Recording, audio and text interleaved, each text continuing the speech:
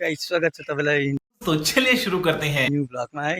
आज चाहिँ म चाहिँ बिहानै 8 बजे नै बाटोतिर यसो निस्केको है।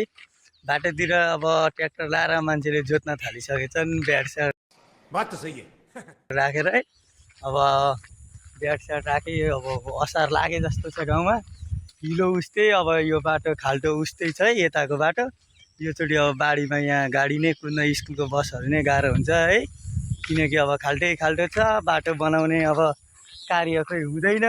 बाटो अब बन्नलाई यो 3 वर्षदेखि यताको चाहिँ बाटो बन्छ भनिरहेछन्।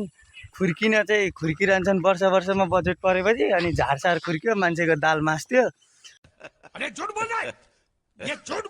बाटोमा रोपेको हतार उखाल्न लाउँछन्। लास्टमा चाहिँ फेरि खुर्केपछि 1 वर्षलाई स्थगित हुन्छ। इसके लिए कम से कम 70 लाख रुपए चाहिए। 70 लाख? जोर जोर से बोल के लोगों को स्कीमें बता दे। मान्छेले ब्याड राखिसके। हाम्रोतिर चाहिँ यस्तै चल्दैछ बिहानै। अब घाम पनि फेरि आमामा कति पोलेको भने 2-3टा घाम एकैचोटि लागे जस्तो छ है यता चाहिँ। समझ रहे हो आप समझ रहे हो? अब 3टा घामले चाहिँ एकैचोटि चोट दिए जस्तो गाह्रो छ। ल सो अहिलेलाई चाहिँ बाई।